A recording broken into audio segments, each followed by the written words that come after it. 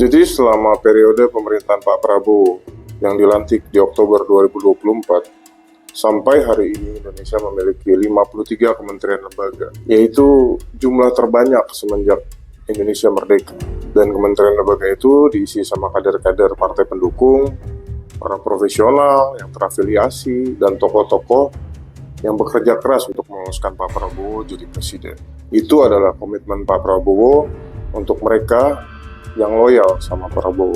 Nggak hanya itu, Pak Prabowo juga menjalankan beberapa proyek penting, diantaranya MBG atau makan bergizi gratis dengan anggaran 71 triliun, itu dikelola sama Badan Gizi Nasional. Ada proyek 3 juta rumah rakyat dengan anggaran 40 triliun yang dikelola oleh Kementerian Perumahan dan Pemukiman. Ada subsidi BBM dengan anggaran 499 triliun yang dikelola oleh Kementerian SDM. Ada dana pendidikan dengan anggaran 724 triliun yang dikelola oleh Kementerian Pendidikan bekerja sama dengan Kementerian Keuangan, kerjasama dengan beberapa ormas Islam, yaitu untuk sekolah-sekolah agama. Juga ada anggaran untuk pemulihan bencana Sumatera sebesar 74 triliun yang dikelola oleh Kementerian PU dan BNPB. Semuanya untuk kepentingan rakyat.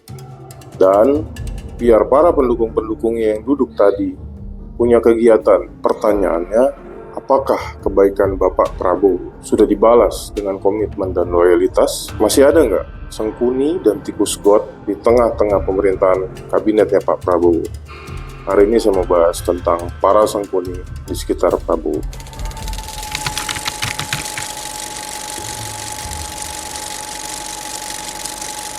Pertama saya mau bahas tentang kasus ijazah palsu Jokowi. Tapi sebelum masuk ke situ, kita mau bicara dulu sejarahnya bagaimana Bapak Prabowo bisa jadi Presiden Republik Indonesia. Pertama, Prabowo itu pernah ditinggal sama PDIP, yaitu waktu PDIP mendeklarasikan Ganjar Mahfud di 18 Oktober 2023. Habis itu dia ditinggal lagi sama PKS, PKB, dan Nasdem yang sudah sangat intim sama Prabowo. Itu waktu mereka deklarasi Anies Imin pada tanggal 2 September 2023. Akhirnya Prabowo dapat mencapreskan dirinya setelah mendapatkan pasangan yang ideal pada tanggal 23 Oktober 2023 bersama Mas Gibran yang adalah anak dari Presiden incumbent Bapak Joko Widodo. Dan pencapresan itu bukan tanpa pengorbanan. Bapak Jokowi harus mengorbankan hubungannya dengan PDIP, begitu juga dengan Mas Gibran Rakabuming Raka, yang pada akhirnya dipecat dan diberhentikan dari PDIP. Setelah Prabowo menjabat sebagai presiden, orang-orang yang tadinya mendukung pencapresan Prabowo Gibran pelan-pelan mulai merangsek mau memecah belah Jokowi dan Prabowo. Contoh pertama adalah apa yang dilakukan oleh Roy Suryo, mantan Menpora yang pernah membawa inventaris kantor senilai 9 miliar di tahun 2016, yang sempat dipaksa mundur dari Partai Demokrat di tahun 2020 dan pernah menjadi tersangka penistaan agama Buddha di tahun 2022. Bersama-sama Rismond dan Dr. Tifa, Roy Suryo melakukan penelitian atas ijazah Jokowi yang dia duga palsu. Tapi setelah dia melakukan penelitian dan dia menemukan kejanggalan, dia bukan membuat laporan polisi, dia malah ribut di media menuding-nuding semua orang yang terlibat, diantaranya Bapak Jokowi, KPU, baik itu KPU Pusat maupun KPUD Jakarta, KPUD Solo, termasuk Polri, semuanya dihina. Akhirnya Bapak Jokowi yang selama ini sudah mengerut dada melaporkan perbuatan RRT atau Roy, Rismond, dan Tifa itu pada tanggal 30 April 2025. Belum lagi ada dugaan Partai Biru atau pihak-pihak yang merupakan barisan sakit hati di zaman Jokowi yang diduga mendukung pergerakan Rismond, Roy, dan Tifa yang begitu masif di media. Akhirnya laporan Bapak Jokowi naik menjadi penyidikan pada tanggal 11 Juni 2025. Dan pada tanggal 7 November 2025 muncullah 8 nama sebagai tersangka. Di antaranya ada Egy Sujana, ada Damai Harilubis, dan ada 3 tersangka lain di klaster 1 yaitu KTR, MRF, dan RE. Selanjutnya muncul 3 tersangka lain di antaranya Rismond, Roy Suryo, dan Tifa sebagai klaster 2 dalam perkara tersebut. Semuanya disangkakan untuk pasal 310, 311 KUHP, junto pasal 160 KUHP, subsidiar pasal 27A dan junto pasal 45 dan pasal 28 ayat 2 Undang-Undang Nomor 1 Tahun 2024 tentang ITE. Selanjutnya, Egy Sujana dan Damai Harilubis menemui Jokowi pada tanggal 8 Januari 2026. Dan atas pertemuan itu, mereka berdua mengajukan restoratif justice atau RJ pada tanggal 4 Januari 2026 dan dikeluarkanlah SP3 pada tanggal 16 Januari 2026.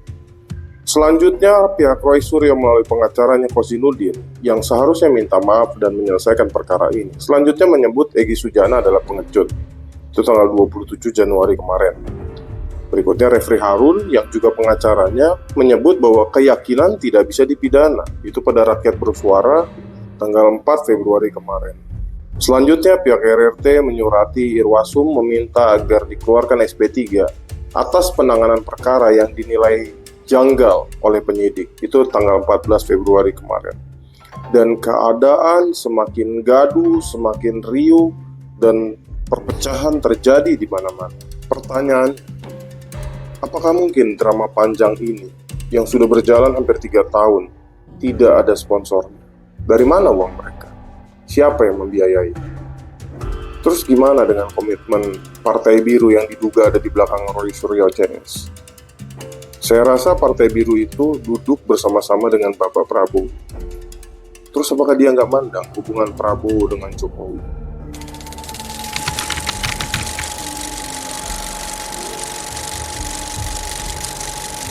Sekarang saya mau bahas tentang kasus mensrea oleh Komika Panji Pragiwaksono. Jadi Panji Pragiwaksono itu adalah seorang entertainer terkenal, komika, dan salah satu pendiri dari Stand Up Indo yang sangat disegani sama adik-adiknya di Stand Up Indo. Pada tanggal 30 Agustus 2025 kemarin, Panji Pragiwaksono menggelar sebuah show besar, show akbar di Indonesia Arena Senayan, di mana show itu sudah didahului dengan keliling kota-kota seperti Bandung, Surabaya, Makassar, Semarang, Medan, Palembang, Denpasar, dan ditutup di Indonesia Arena Senayan dengan judul Mensrea. Show itu membahas tentang konsesi tambang, tentang ibadah para pemimpin, tentang cuci uang Raffi Ahmad, tentang Prabowo yang menculik aktivis, tentang Gibran yang suka ngantuk, tentang para jenderal polisi seperti Teddy Minahasa, Ferdi Sambo, Dharma Pongrekun, dan semuanya ditertawakan oleh Panji. Dan dia tidak hanya tertawa sendiri. Dia mengajak seluruh penonton dalam acara itu untuk tertawa, mentertawakan semua yang dibahas. Dan lebih hebatnya lagi, pada tanggal 27 Desember 2025, show itu masuk ke Netflix. Dan artinya, seluruh Indonesia bisa menontonnya dan tertawa bareng tentang hal-hal yang dibahas sama Panji tadi. Dan dia selalu berdalil bahwa kalau saya bicara menurut keyakinan saya nggak bisa dipidana. Selanjutnya Panji dilaporkan oleh Angkatan Muda NU dan Muhammadiyah, tim pembela ulama dan aktivis itu Habib Novel, Majelis Pesantren Salafiyah, DPD FPI DKI, dan seluruh laporan itu berisi dugaan tindak pidana penistaan agama itu yang diatur dalam pasal 300 dan 301 KUHP baru, ujaran kebencian pasal 242, 243 KUHP baru juga, dan ujaran kebencian yang sama yang diatur dalam pasal 28 ayat 2 dalam Undang-Undang ITE Nomor 1 Tahun 2024. Dan Panji beserta timnya selalu melakukan pembelaan bahwa menyebarluaskan informasi publik yang diatur dalam pasal 4 ayat 2D Undang-Undang Nomor 14 Tahun 2008 tentang keterbukaan informasi publik dan kebebasan berserikat, berkumpul, dan berpendapat itu yang diatur dalam pasal 28E ayat 3 Undang-Undang 45 itu nggak bisa dipidana. Selanjutnya Panji minta dukungan dari komika lain, dari Haris Ashar, dari Mahfud MD, dan dia minta dukungan dari MUI. Dia sengaja membenturkan masyarakat sama pemerintah demi kepentingannya. Sementara uang dari YouTube dan Netflix terus masuk tanpa diketahui orang, Panji makin terkenal, pemerintah makin terdegradasi, dan rakyat terpecah. Pertanyaannya, apa kita mau membiarkan orang memecah belah bangsa atas nama kebebasan berpendapat? Terus gimana komitmen para penggiat seni dan komika buat menjaga soliditas bangsa? Kapan Panji mau ditangkap?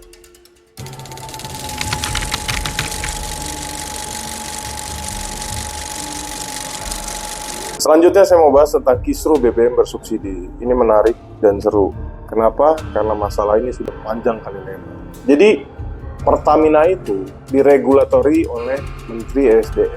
Dia menguasai, dia mengawasi, dia memberi izin usaha, dia mengatur distribusi, dan dia menentukan kebijakan migas. Itu pasal 4 ayat 2, pasal 5 ayat 2, pasal 23 ayat 1 dan 2, pasal 28 ayat 2, Undang-Undang nomor 22 tahun 2001 tentang migas.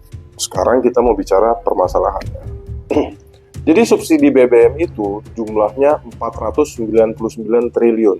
Triliun ya, bukan miliar. Dan impor BBM di Indonesia itu 1,6 juta barel per hari.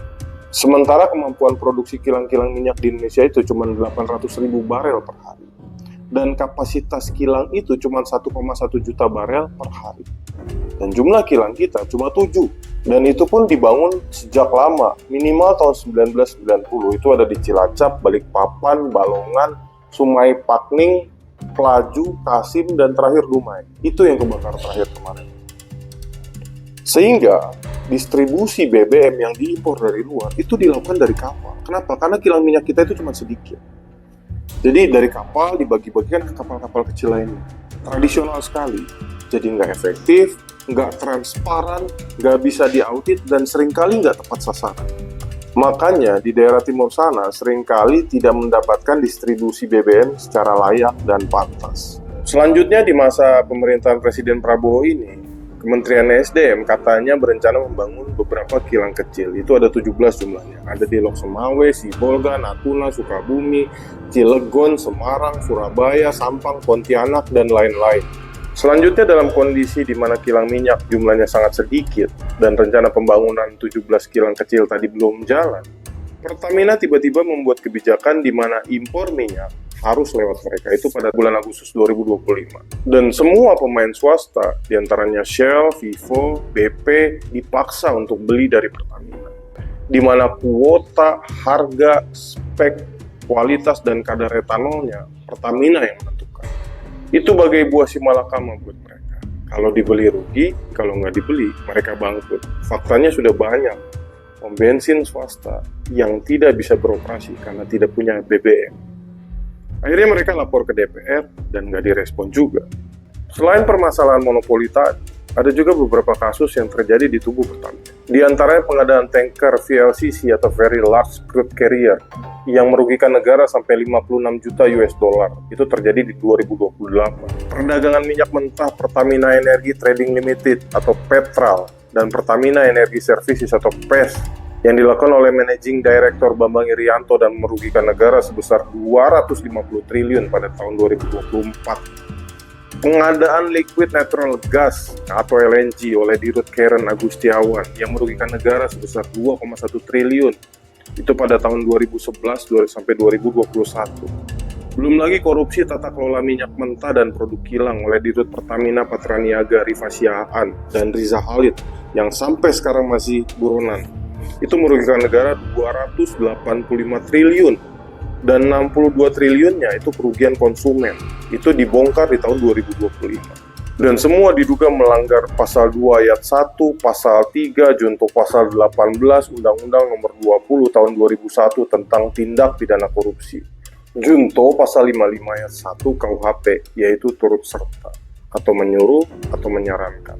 Pertanyaannya, gimana komitmen Menteri Bahlil buat Bapak Prabowo? Kok bukannya makin baik malah makin buruk? Gimana kalau sampai dia terseret kasus korupsi?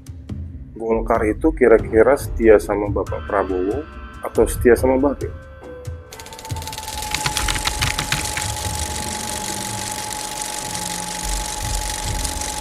Terakhir saya mau bahas tentang absolute power di tubuh Polri. Jadi menurut Undang-Undang nomor 2 tahun 2002 tentang Polri, Polri adalah lembaga negara yang punya peran sebagai penyidik dan penyelidik tunggal, itu pasal 1 KUHP. Fungsi Kamtipmas, Gakum, dan Linmas itu pasal 2, punya kewenangan riksa, lidik, sidik, geledah, sita, tangkap tahan itu pasal 1 Undang-Undang Polri, punya tugas awasi, beri izin, regiden itu registrasi dan identifikasi, cegah, koordinir, itu pasal 15, punya anggaran 126,5 triliun di tahun 2025, punya struktur 3 badan utama, yaitu Bareskrim, Baharkam, dan Baintelkam, punya 38 Polda, 620 Polres, 1.300 Polsek, dan 436 personil dengan hak diskresi, yaitu berbuat menurut penilaian, yaitu pasal 18 ayat 1. Terus menurut pasal 3 Peraturan Polri nomor 10 tahun 2025 yang baru keluar Desember 2025 kemarin, perwira Polri boleh rangkap jabatan di pos Kemenko Polkam, ESDM, Kemenkum, IMIPAS, Kemenhub, KKP, Kemenhub, P2MI,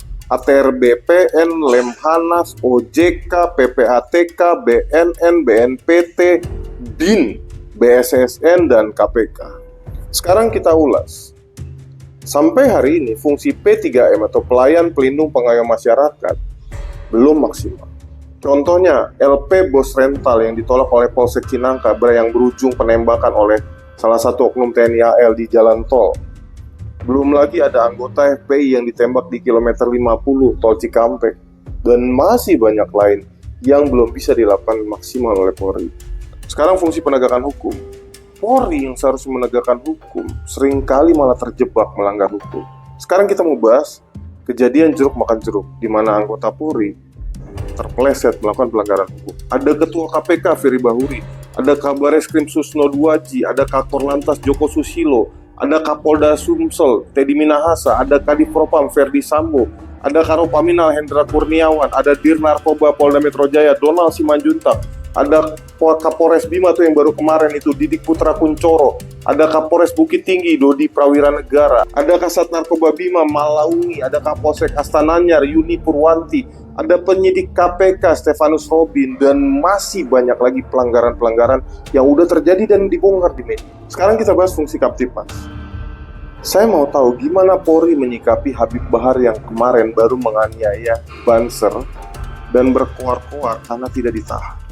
Bagaimana Polri menyikapi pelecehan seksual yang terjadi di beberapa ponpes, di Al Jalil Jember, di Tulang Bawang, di Lampung Selatan, di Ogan Ilir, di Trenggalek, di Jembang, di Mojokerto, di Lok Sumawe, di Pinrang.